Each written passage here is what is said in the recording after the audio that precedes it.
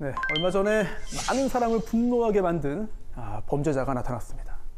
2009년에 사형이 확정된 강호순 기억하실 건데요. 네. 그 이후 13년 만에 새롭게 나타난 연쇄살인범 아니냐.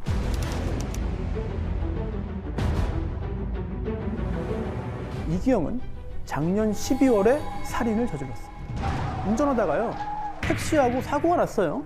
그런데 그때 이기영이 음주 상태였습니다. 그 신고를 막기 위해서 합의금을 주겠다고 제안을 해서 자기 집으로 유인합니다.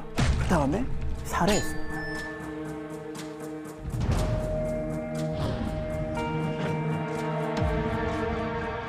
범행 장소인 이기영의 아파트를 수색하던 경찰, 뭔가 이상하다, 뭔가 수상하다. 왜냐하면 그 집이 이기영 소유의 집이 아니었습니다. 집주인은 한 여성이었는데요. 알고 보니 이 둘이 동거 관계였습니다. 그런데 그 동거녀 행방이 묘연합니다. 이제 더 수상해지는 거죠. 그래서 이기영을 추궁했습니다. 그랬더니 이기영이 이렇게 말했어요. 작년 8월에 죽었습니다. 이것도 살인일까요? 일단 매우 강한 의심이 듭니다. 그럴 가능성이 상당히 높아 보이죠. 하지만 이기영은 살인 아닙니다 라고 주장을 합니다. 제가 죽인 게 아니고요. 좀 다투다가 홧김에 렌치를 던졌는데 거기에 맞아서 죽어버렸네요. 그게 살인이 아니에요? 살인이죠. 죽이려고 한 건 아니라는 거죠. 네. 또 상해의 결과로 사망했으니까 적어도 살인은 아니고 상해치 사일줄 모르겠습니다. 이런 취지로 해석이 됩니다. 말 같지도 않아. 이기영에 대한 통합 심리 분석이 이루어졌어요. 결과를 보면 본인의 이익이나 순간적인 욕구에 따라서 즉흥적이고 이기적으로 행동하는 경우가 많다. 그리고 감정과 충동 조절 능력이 부족해 보인다. 이게 바로 사이코패스 성향입니다. 그런데 살인 같은 강력 범죄를 저지르는 사람들 전부 다 이런 사이코패스일까요? 죄의식 없는 아주 차갑고 냉혹한 살인마일까요? 그렇지는 않습니다. 욕망, 분노, 복수심 등에 의한 살인도 있고요. 또 우리가 쉽게 묻지마 살인이라고 하죠. 무동기 살인도 있습니다. 그런데 사실은 그 외에 살인 동기도 많아요. 선량해 보이던 우리 주변의 평범한 이웃이 어느 날 갑자기 살인범으로 체포돼서 법정에 서기도 하는 거죠. 실제로 처벌받기도 하고요. 도대체 무엇이 그들을 살인에 이르게 했느냐? 오늘 그 과정을 살펴보려고 합니다. 첫 번째 사건은 2021년에 벌어졌습니다. 피고인 A, 피해자 B 모두 40대 여성입니다. 20년 전에 공장에서 일하면서 만났어요. 그래서 알게 됐는데 2011년부터 A의 아파트에 함께 살았습니다. 당연히 대단히 가까운 관계였죠. 그런데 어느 날 이 피고인 A가요, 잠들어 있는 B의 몸에 올라탑니다. 그리고 목을 조르다가 B가 깨어나는 바람에 실패했습니다. 죽이려고 했던 거죠. 그런데 겨우 2달 뒤, 이번에도 B가 잠들어 있는 사이에 A가 이불로 목을 2, 3분간 힘껏 졸라서 기어코 살해했습니다. 여기까지 봤을 때 여러분 다 유죄라고 생각하시죠? 네. 그렇죠? 예, 이게 무죄일 수는 없는 것 같아요. 네. 네. 그렇다면 중요한 건 형량입니다. 살인죄의 법정형은 사형, 무기 또는 5년 이상의 징역입니다. 살인범 A에게 몇 년형을 선고하시겠습니다? 그건 무조건 저는 최고형 때려야 된다고 생각을 네. 하고. 네. 좀 이상한 거는 B가 1차 실패했을 때 왜 안 그 도망가고 사람을 같이 왜 살았지? 네. 조치를 취했어야 되는데 그것도 지금 너무 이상하고 두 네. 번이면은 네네. 한 번도 저는 용서가 안 되는데 두 번이면 그렇죠. 저는 최고형. 그렇죠. 한 번 하다가 실패해가지고 두 번째 번씩이나, 살해했으니까 의도를 가지고 의도를 또 가지고 한 한 거니까. 거니까. 실제로 확정된 형 사형이 아니고요. 무기징역도 아니고 징역 30년? 징역 1년. 징역 1년입니다. 5년 이상 아니에요? 그렇죠. 네. 근데 5년 이상의 징역인데 징역 1년이 선고됐습니다. 이 사건 내막을 좀 알아봐야 될 것 같습니다. 자, 두 사람이 함께 사귀던 지 3년 조금 안 된 2014년 5월에 피해자 B가 난소암 진단을 받아요. 그런데 제대로 된 치료를 받지 못합니다. 경제적으로 어려웠기 때문이죠. 암을 제대로 치료 안 하니까 염증이 정말 심해지고요. 게다가 갑상선 기능 항진증까지 겹치면서 엄청난 고통을 받았습니다. 그렇게 고통을 받던 2020년 12월 B가 A에게 이렇게 말했다는 거예요. 내가 몸이 아파서 살 수가 없어. 제발 좀 죽여줘. 내가 수면제 먹고 잠들어 있는 상태에서 목 졸려 죽으면 편하게 갈 수 있을 것 같아. A는 이 B의 부탁을 받아들이고 실행에 옮긴 겁니다. B가 수면제 먹고 잠들었습니다. 그리고 A가 올라타서 살해를 시도한 건데 B가 중간에 깨어난 거예요.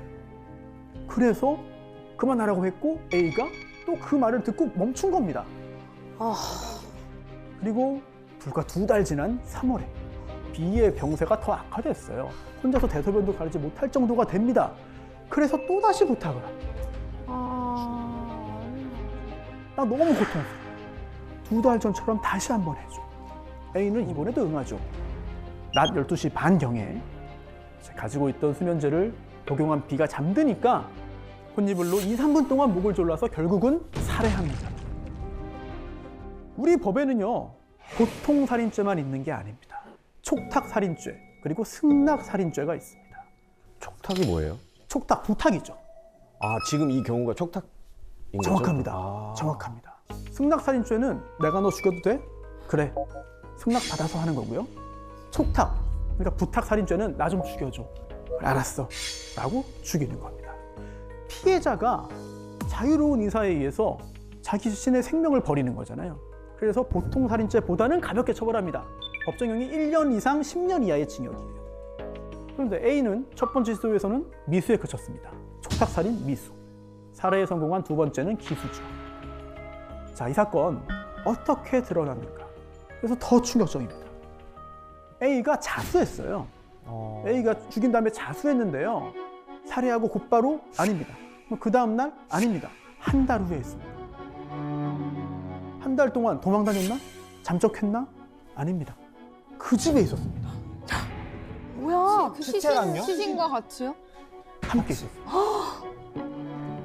그래서 자수 후에 현장을 가보니까 시신이 대단히 많이 크게 부패했죠. 그래서 판결문에 보면은 존엄을 유지하면서 장례를 치를 수 없는 상태였다라는 표현이 등장을 해요. 근데 판결문에 그 이유가 정확히 나와 있지는 않습니다. 저도 궁금하거든요. 어떤 심리로 시신을 한 달이나 방치하고 그냥 생활했을까? 이 상태는 상반된 감정을 여러 개를 동시에 느끼면 사람이 아무것도 하지 않고 그냥 멍하니 일정 기간 동안 지내는 기간들이 있거든요. 생각이 너무 판단이 안 되나 보다. 그래서 심리학적으로는 얼마든지 그런 아무런 행동 없이 일정 기간 있을 수 있다라고 말씀드릴 수 있을 것 같아요. 네. 1심은요, 징역 2년 6개월을 선고했어요. 그러니까 물론 피해자의 고통을 덜어주기 위해서 다른 방법을 찾아야 했음에도 상의를 한 거잖아요. 잘못이잖아요. 네. 하지만 피해자 본인이 적절한 치료를 받지 않아서 병을 키웠다. 그리고 고통 속에 살던 피해자가 죽여달라고 부탁을 해서 그 부탁을 받고 한 거다. 이게 유리하게 작용을 한 건데요. 게다가 이 B는요, 가족과 단절된 상태에서 살았어요. 그리고 오랜 기간 A에게 의존했습니다. 그럼 B를 부양한 거잖아요. 긴 시간 동안. A의 직업은 뭐였을까요? A는 뭘 해서 돈을 벌었을까요? 텔레마케터? 출근을 많이 하지 않아도 되는. 어. 집에서 재택근무를 할 수 있는. 보호하면서 돈을 벌어야 되니까. 그렇죠. 집에서 하거나 아니면은 잠깐만 출근할 수 있는 노래방 도우미였습니다. 네. 그런데 2021년 코로나19 일거리가 없어지는 거죠. 그러다 보니까 생계가 너무 어려워지는 거예요. 그럼 병원 가기도 힘든 거 아니에요? 그렇죠. 네.